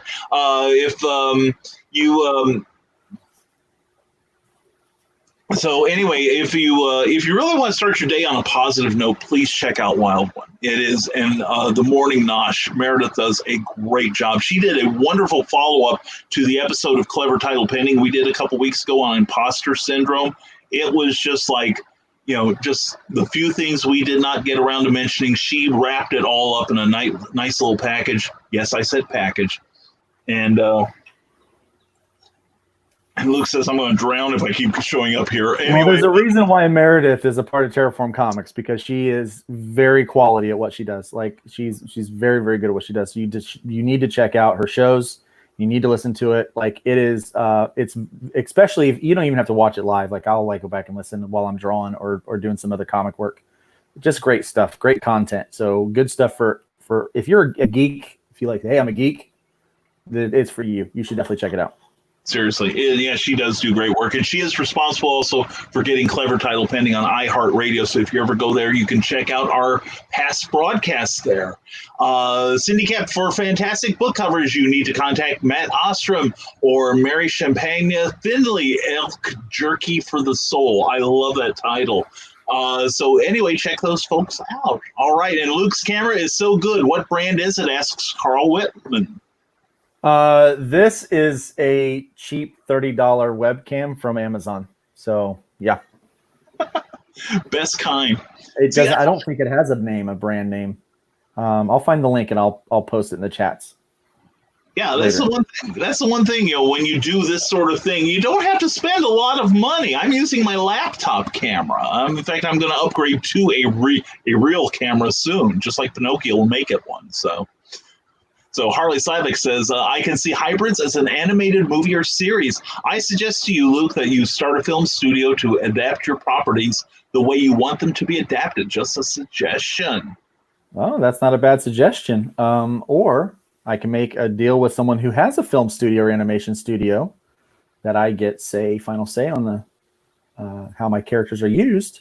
But I would be more than happy to partner with an animation studio because I would think hybrids would be a fun one to have in there, and I think Cat Dad and Supermom they need to be animated. And so, if you happen to own an animation or film studio and you would like to work out some kind of a deal to be able to use hybrids in the future, why don't you just go ahead and get a hold of me? I will not ignore the phone call. I don't filter calls from Hollywood like some people do. I'm more than happy to take those calls. I have not filtered every single phone call I've gotten from Hollywood. I can vouch for that. Every single one? Every single one. And how many have I gotten? Almost one. So they picked up the phone. They were like, and Brian. Yeah. Brian came. Wait, he was a award-winning. Okay. Proof. And Harley Sivik says can also use it to promote the books. I would hope he could. It's terrible branding if we can't. Wow, maybe it's just that you didn't lick it like Brian did. That's what she said. Anyway, Lucas now thinking, I wish Meredith had come here before I did. That's what she said. Yeah, there we go. See, my evil plan is working to corrupt the young minister. And let's see. Wait, this isn't Brian L. Morris. Click, says Carl Winston. Exactly. Just one letter off. This close, I'm telling you. And oh, bummer, I'm out of break time. Oh, Cindy Kemp, I'm sorry. If you need some sci-fi, game lit, or fantasy, go to her webpage, ckoepp.com, and catch up with you all later. Mwah, Cindy, have a great rest of your day. Thank you for being here, Ron, as always. And, I don't know what it is, but we get through the comments a lot quicker when you're here, Luke. I guess I need a co-host or something to help me with the burden here, I guess. So... I'll tell you, I'm everybody's favorite dancing monkey. I'm always happy to. I'm happy to be the Robin to your Batman. I'll tell you, that's my thing. Oh, I want you to have a job title with a little more longevity than Robin. You know what I'm saying? That's a job that doesn't end well. Well, it's all laughs and giggles and short little red skirts until the crowbar comes out. I'm telling you. But anyway. Yeah. And Carl Winston with words of wisdom again. Be careful what you wish for, Luke. Here, hold this dynamite for me. And while I set up this 800 number. I'll tell you. Can we just talk about Robin for a second? What was up with some of those costumes over the years? Whoever thought a mini skirt on a dude was a good idea? Yeah. Well, if you read like all the old Wortham, like the Frederick Wortham stuff, like Seduction of the Innocent and all, you knew why. There was a real good reason why. Well, let's just say Bruce was very fond of his ward. He liked Dick a lot. You know what I'm saying? Are you saying what I think you're saying? Oh gosh, me? No, would I say a thing like that? And so also, remember when I'm going to just change the subject. Please. So remember when Hawkeye wore a skirt? Oh yeah, exactly. What was up with that? I'm like, come on, man. And that was back in the 60s before it was hip, you know? Before it was hip for dudes to wear skirts. Yeah, exactly. You know, you didn't have it like now. So, you know, Stan Lee, again, was a trailblazer. He was a pioneer and a fashion statement, a true innovator. And Dancing Monkey says, Sarah, I think we found two words that's going to enter into her vocabulary now. And now here is the voice of reason, Mr. Rob Anderson, creator of WrittenSins.com, the Indie Newswire. We started the show in a fantastic way with our guest, Catherine Calamia, and we had Luke sewn on and teased all Terraform Comics' birthday. Very, very cool.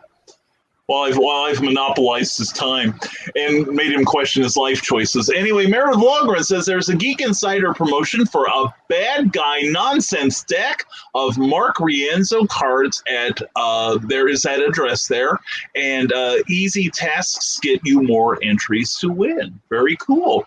This is why this clever young lady is in charge of the promotion around this joint. I'm telling you, there is a reason. And Carl says his favorite three letters, TMI. No, Luke's been pretty good so far this episode. I don't think you have to worry about him. Yeah, you're doing good. I'm proud of you. And right. He liked Richard, says Christian Basil. He liked Richard. Yeah. Sometime, Luke, go to Google and look up the Joker and Boner. I don't know if my internet history should have that. I would yank that right out of there. That I don't even need to write that down. You know, like normally, we'll write notes down, and I'm like, because I have to stick it. I'm like, I don't even need to write that down. Joker and Bone or something. If I can't remember that.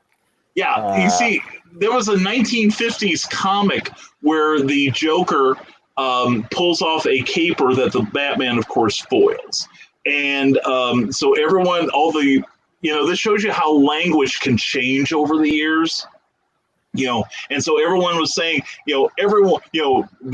Gotham City laughs at the Joker's boner, and the Joker rants for like almost a full page, how dare everyone, cast aspersions on my boner. I swear to God, I'm going to show Batman what a boner's really like. And it's all this dialogue that now, more than half a century later, we're going, oh God, no. Was the editor out that day or something? Did you sneak it around Jack Adler? What the heck? So that's not the only instance of something like that happening in history. So Marvel's been around and DC have been around so long to where words used to mean something, but they mean something completely different now. Right. Like for instance, there is a panel where Captain America and the Iron Man are talking, okay? And the Iron Man comes into the scene and he looks at Captain America. He goes, "Still brooding, huh? Maybe what you need is some solid dick from an Iron Man."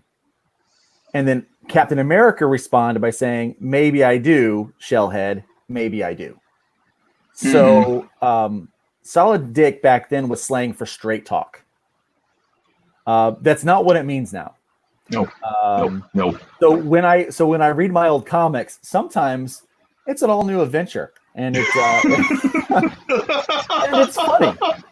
Yeah.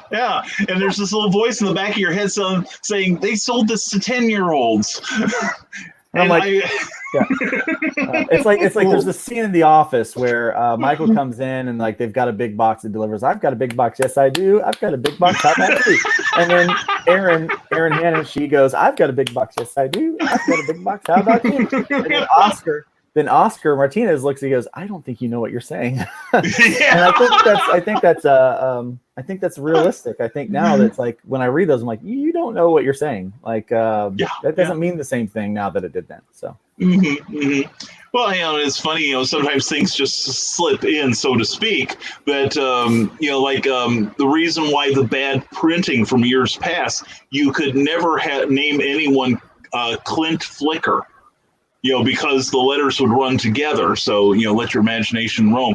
And I actually have an old picture. I actually have an old issue of Hawkeye where the letterer was trusting autocorrect. It was one of the electronic lettering. It was the computer lettering, and inadvertently, whatever the original dialogue translated when it came out the computer and onto the printed page was I'm going to be as discreet about this as possible, but it is like the N-word to Jews. Okay. Oh, 4 no. letters begins with a K. Yeah. And Wolverine, the hero, is saying this. And it pops out in the middle of his dialogue. Now, they quickly, supposedly, destroyed all the copies of this. Marvel did. No, they didn't. No, they didn't. No, they didn't. Somebody's got one. Here's the thing. Anything that you put out there, especially now in the age of screenshots. Yeah. I told her, like, look, I'm not a bad person. I'm just a bad speller. So, yeah. So please don't judge me by my spelling. If I said something offensive, it was inadvertent. Trust me. Yeah. And also that's why like Rob Anderson and I had to talk about this last night because I had done something bad. I was away from my computer, but I'm trying to keep up on like the conversation we were having, and I accidentally gave him an angry face. But I meant to do like the icon next to it, but it's like a tiny little screen. I don't wear these just for decoration. And Rob thought I was mad at him. I'm like, oh God. And I felt horrible afterwards. And I was reminded of John Oliver apologizing on the air to everyone who sent him notice, like, my mother just died. And he would send the emoji that he thought looked like the crying face. And instead it was accidentally the laughing until I cry face. And said he'd been sending that for years and felt awful about it. So I understand. Rob and I are cool. Rob and I are good. That's why we're friends. True story. Do you have time for a true story? I've always got time for a true story. So this really happened to me. I was texting with one of the mothers of some of our youth kids at one of the churches that I worked at, okay? And she happened to be one of the adult leaders that was helping out with some stuff. And so I was emailing back and forth, whatever, at the time. But I was doing it from my smartphone, which was a new process for me at the time. And so it hadn't learned my spelling errors to correct them properly. And so it just had to get the next thing. And so I realized, so I type out this message and it had some other, words. But whatever it was, I noticed that after I hit send, I went back to read it, and I was like, oh no. And so I had to immediately, that was a typo. I did not mean to say that. But at some point I had the message had gone from, hey, we're going to do a mission trip to something about uber sexual. And so the words uber sexual actually made it into the email, and I was mortified. I tagged Beth in it, and so I had my wife tagged in and her tagged in. I was like, this was a mistake. I did not mean to say that. I apologize, all that kind of stuff. She was a good trooper. She just laughed, it made her laugh pretty hard, but I couldn't make eye contact for 2 weeks, but that was just Oh, I wish I could say I've never done that sort of thing or sent the person the wrong message, like if you have multiple windows open. I send people the wrong message all the time. Like, that one meant for you. I'm sorry. Yeah. I didn't mean that about the chandelier or nothing. But anyway, Rob Anderson says, happy birthday to Terraform Comics. And it's a grand, glorious birthday so far. And Carl Westman goes, how about those Cubs? Good idea. Good idea. Subject. Way to go. And of course, once we change the subject away from that, we can rely on Amy Hale to change it back. Right back, yeah. Yeah, Diane. Yeah. We've given you guys enough to be Googling for about an hour. So, and if you want to consider Google like a euphemism, have at it. It goes along with the show. Luke's eyes got huge when Brian said he liked Dick a lot to that facial expression. I noticed that too. That was priceless. That may become a new icon on here. And Christian says, very strange. YouTube wouldn't show my post. Here comes the plug. there's probably a reason YouTube made higher standards than Facebook for once. And poor Luke, and that was the day that Luke said, nope, never again. So I hope you've enjoyed Luke's last appearance on this show, and it wasn't because I had a choice in it. He wised up. He likes Richard, says Christian Basil. That's the funny thing in current comics, in the current Nightwing comics, he refuses to be called by his former shortening of his name, and he's now Rick Grayson. And we're all no. I don't blame him, really. I mean, if my name was Richard, I wouldn't want to be called Dick. I would want to be called Rich or Richard. That would be, I think that's how I would want to be called, but all this conversation about Batman and Richard, it just kind of reminds me of the movie Roadhouse. There's a lot of things in Roadhouse where you're like, that was weird. That was weird. That's almost a mantra for this show. And Meredith says YouTube is being a bitch about sharing links. Oh, bad Facebook or bad YouTube. Bad YouTube. That's why Brian is on multiple tabs. Double the pleasure. Drink. I'm glad somebody's getting some pleasure from me. Anyway, Rick Bradley says, I would yank that right out of there. I knew the minute I said that, I'm like, okay, here's one of numerous statements that's going to guarantee that I don't get any sort of government job. Facebook.com, the traveling TARDIS. He said, gleefully reading Christian Basil's post here, we're nearing 35,000 subscribers. Don't forget this Saturday at 8 a.m. Eastern. There's an interview with classic and new Who actor Colin Sproul. Very cool, very cool. We will have to tune in for that extravaganza. Thank you for sharing it, Christian. And Eric Hawkins Cool just got an email from Primo Print, and they are reprinting my run for me. Very nice. Very cool. That's customer service. Primo Print again. Yes, everybody can use Primo Print again. So that's right. That's right. Yeah, don't boycott them, folks. You know, we're calling off the boycott. In fact, send them your business and say Eric Hawkins sent you. Harley Slavic says, I'm looking for acting work. We'll do paid and unpaid work, narration, promo work, movie acting, etc. Hit me up on my acting page, please, if you have anything needing a male in their 20s. And I've acted in plays in my childhood and teens. Very cool. Very cool. So check out the page there if you're looking for some acting talent from Harley Slavic. And Luke, yes? I just read Rob's comment. That's hilarious. I just posted. Yeah, I just posted it and I didn't read it ahead of time. But apparently, I forgot it was Rob. Rob and Luke gives me some slug dick, man. Straight talk, yeah. I'm known for straight talk. I'm just kind of jealous that I haven't given you enough, then Rob. So I will, get comfortable, Rob. There. Some straight talk. I'll give you all the straight talk you can handle. Bring the cigarettes. Anyway, Christian Basil says Iron Man given Captain Jericho. Oh my goodness! Of all mornings for this show to go so disastrously south. Harley Slavic. This is why I can't have nice guests. And Harley Slavic says same problem with old comics also applies to books, shows, plays, movies, and music. Okay. It does, yeah. There's a lot of context that gets missed in those things, man. It's crazy. So. Oh, seriously, yeah. And just watching like even old movies, from not all that long ago. It's you sit there and you're like, huh? You just do a double take at all this stuff, especially now when we're all supposed to be so hypersensitive. Oh, and remember, folks, I am available for hire as an insensitivity editor. If you think you've missed offending anyone, put me to the job, and I'll make sure that every base is covered. And this is my resume right here. So anyway, Wolverine 131, Eric Hawkins. Exactly, that's the one. I have all 3 copies. I have the newsstand corrected. I have the direct sales uncorrected and corrected. So. I'm telling you that's my retirement fund. What was the word he was really supposed to say? I don't remember now. I'm going to have to look that up. I am putting my comic book collection in order, because I moved a number of years ago and, just never got around to it. But keeping up. Because if I'm not mistaken, I believe the racial slur actually fit into the phrase. Yes, it did. Yes, so that's what made it even more tragic. Yeah, which is why we're like, oh, that's not right.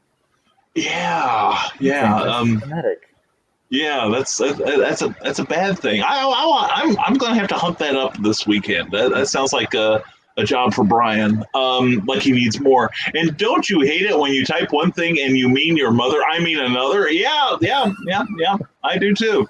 I'm sorry when I mean your mother too. Anyway, Amy Hale says, I've accidentally sent text messages meant for John to someone else. Thankfully, it wasn't super personal.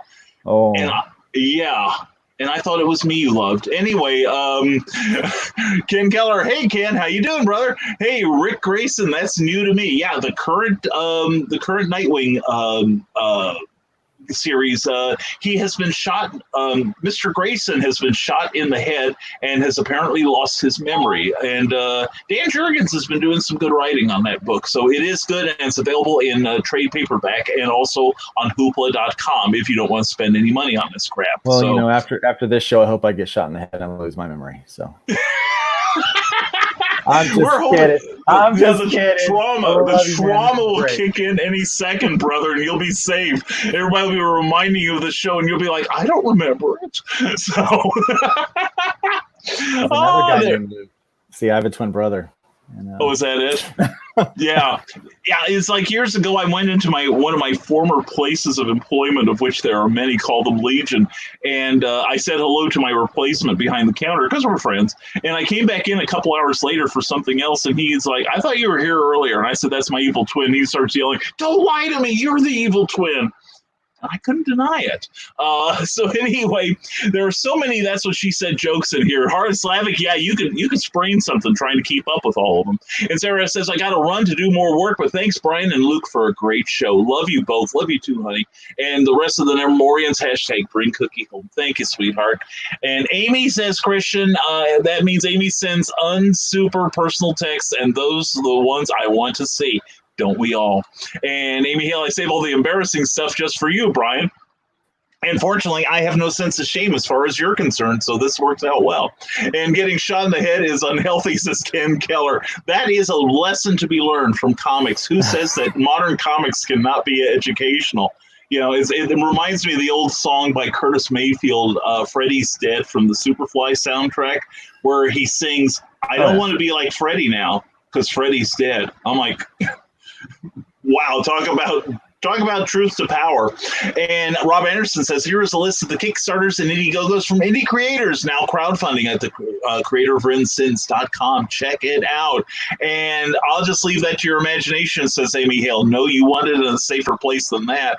Meredith Wagner goes, hey, there have been quite a few times when I caught a funeral director's typo. I'm sure the family would have been mortified. I saw what you did there. If there was a public service hashtag, editing matters. That's true. That's true. Editing does.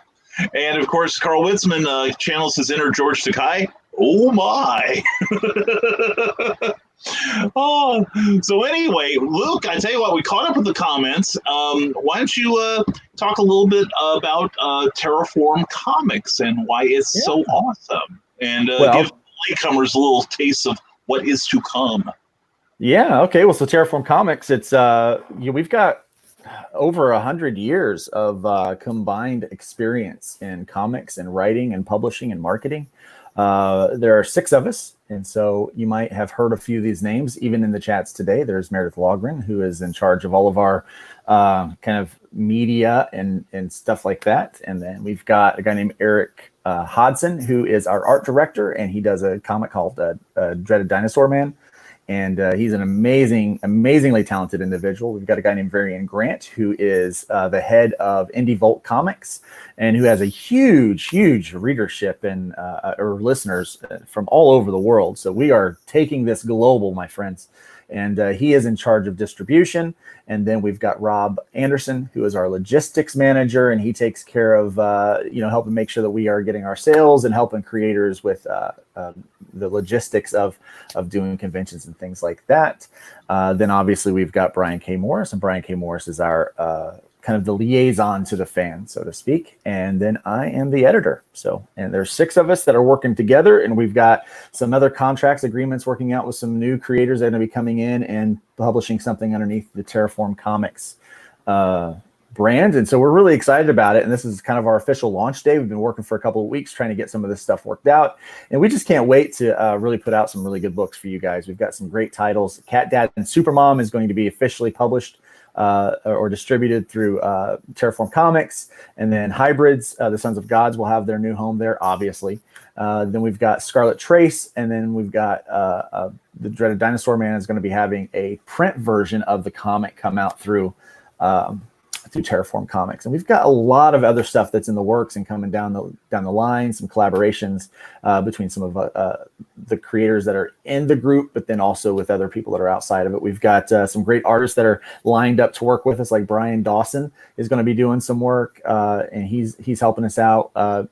Chuck Pino's one of our partners that's editing several of the books for us, and so we're excited about that. And so still all the other things that we've been doing, but we're really looking forward to Terraform Comics and all of the great things that we're going to be able to do together. And so right now we are taking some submissions, but you can go to the website to do those. But we're getting so many right now that it's we're not able to get through all of them. But we're really trying to go and find those creators that we think are just top notch and work with them. And so we're doing a lot of invites, like we're talking with people individually to see if we can work out something for partnership. Because the thing is, all of us are kind of at that level together, and we really want to push into the next level when it comes to comics and when it comes to creating comics. So we want to elevate everybody's game to just be to really stand out as far as quality among independent comics goes. And so this is an industry, and we want to make sure that we're doing the business side right. We want to take care of the creators well. We want to take care of the fans because the fan is number one. And we also want to tell really, really good stories with a lot of nuance and layers, and we want to do that with a lot of quality. And so that's kind of the thing that Terraform Comics hopes to be known for in the course of the next few months coming out. So this rest of this year is going to be kind of teasing some stuff, and a few things are going to be popping out. But I really expect that once we get all of our things going and hit in January of 2021, it's going to be amazing. So. You can fantastic. Move me over to the side now. I felt that lull coming on. Yeah, so I did have a funny idea. Yes. So, we were talking about the movie thing earlier. Maybe I should get a hold of Tommy Wiseau and see if he wants to do maybe he could even star in the. He could be Rev. I think he could be a good Rev, don't you? I mean, could you imagine the hybrids done the room style? Oh yeah. Yeah, ooh, yeah. I think you're onto something there. Yeah, I've got a couple actor contents. I may have to rattle some cages too. That'd be awesome. That'd be great. Well, I want to thank everyone for showing up this morning. I hope you enjoyed having Luke Stone on. I know I sure did. It's always a pleasure to have you here, Luke. Thank you for being here, dude. Yeah, it's fun. I'm normally just watching the show in the morning, so it's kind of. I get my big belly laughs, and I'm like, don't do that. You're on camera. Well, so I don't let it stop me. So, it's all part of the, that authenticity, thing that we were talking about earlier with Rob's acronym there. So it's, I'm genuine. Yeah, I just saw Chris's comment at the end there. I did not hear her. I did not. Okay. Oh, hi, Mark. Oh yeah! Oh, oops! Sorry, didn't mean that. And David Atkins, yeah, and apologize for being late. Don't forget to check out David Atkins last night on Clever Title Pending. He was awesome. So was Tony Reed Jr. and Kathy Jackson. We hope you dig it. And Harley Simon says, Luke, if you plan on doing comic trailers, I'd love to do voiceovers for them. Once y'all succeed, and I want to carry your works in my store. You can promote on my business page and store. Group, and thank you for being here. I got to echo that. And Eric Hawkins says, I don't think Brian knows who Tommy Wiseau is. I do. I am hipper than I look.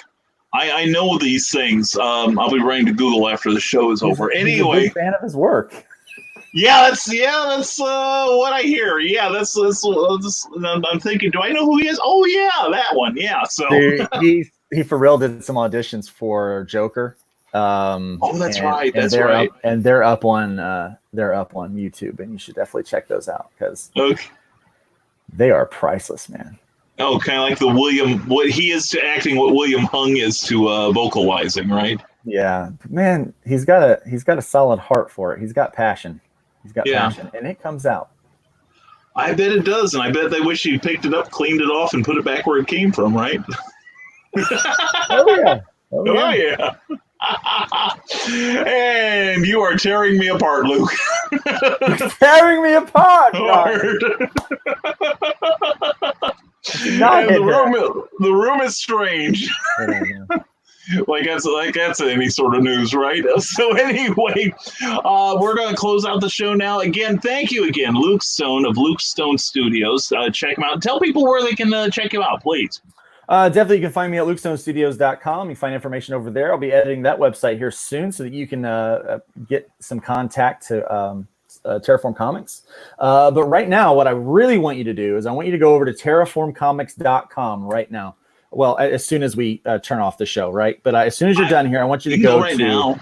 You can go right now. I want you to go to terraformcomics.com, and you're going to see an opportunity to sign up for a mailing list. I want you to sign up for that mailing list. And then what I want you to do is I want you to share that website with a couple of your friends and have them sign up for it if you think that they're going to enjoy what's coming out, because all of our news is going to be hitting through that site first. So if you really want to know what's going on with Terraform Comics and you want to be ahead of the game, you've got to go to that mailing list, because we're going to be sending out the mailing list information first. And here's something else that's really cool that you may not even know. And I don't even know if all of you guys know this, but we are going to be giving out special stuff to the mailing list fan club. Okay. So if you're part of the mailing list, you're going to get first access to stuff like PDFs of short stories and things like that. You're going to get special deals and coupons that you're going to be able to purchase things with. So the mailing list is going to be huge. And so things like trading cards, things like little mini posters, all of that kind of stuff, you're going to have access to that kind of stuff first. And some of that stuff might even be free. Wink, wink. So you could probably get some of that stuff. So definitely check out terraformcomics.com. That's what I'm pushing today. You can check out all my other stuff, but if you're watching this, you've probably already seen some of my other stuff, but definitely go to terraformcomics.com. Brian, what was the name of that website again? I believe it was terraformcomics.com. That's what it was. And I think it's terraformcomics.com that you should be going to today and playing around on. So thank you very, very much for doing that. I want to thank you in advance. Yes, definitely. Yes. And we hope to see all of you there. And if you are on my mailing list, please go over and sign up for Luke's mailing list too. You will not be disappointed. So anyway, I'm going to close out the show now. And again, thank you very much to Luke Stone for pinching in this morning and putting up with our follow today. And anyway, folks, thank you all for being here for this momentous announcement. And don't forget risingtide.pub, where you can sign up for my newsletter. And we are going to eventually, probably within the next week or so, put in a link to the terraformcomics.com sign-up list there too. So that's going to be at where, Rick Bradley? Is it terraformcomics.com? Very well. Yes, sir, it is. And Terraform Comics, Christian Basil, is that right? Yes, you have it right. Very good. And anyway, let's see. And Schwagonette, says Meredith Logren, and Falderall is what the kids are calling it today. That's what I hear, sir. 23 Skidoo. Anyway, thank you all for joining us on a very special Nevermind the Furthermore. Don't forget Friday, rather. I don't know what day it is. We are not going to be here. We have an appointment we have to make on Friday morning. But if you want a little extra me tonight, if you want seconds, join me with JD Calderon on YouTube, and we are going to be talking about comics, and we're going to be talking about terraformcomics.com if I know anything about what I'm going to be saying, which I rarely do on this show. Anyway, folks, have a fantastic day. And don't forget, and thanks to everyone who's watching us on whatever platforms. Don't forget, if you're on YouTube, please subscribe to the channel and hit that, punch that like button, and you'll feel better when you do. So anyway, and thank you, Carlene. I appreciate it, and I appreciate all of you, folks. Have a fantastic Wednesday, and anyway, stay smart, stay safe, wash your damn hands, and never apologize for being awesome. Thank you much for being here on Nevermind the Furthermore, terraformcomics.com.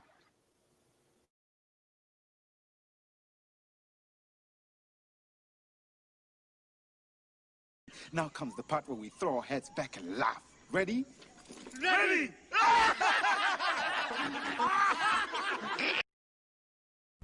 Thank you for tuning in to Nevermind the Furthermore, a Rising Tide Publications and Brian K. Morris production. Member of the Comic Book Advocating Network and sponsored by GeekInsider.com. Become part of our show with sponsorship and advertising opportunities. For details, contact advertising at geekinsider.com or visit podcast.geekinsider.com. The Geek Insider podcast is available on your favorite app, so please hit the follow button and share it out to your friends. Because if you don't, you might have to turn in your geek card.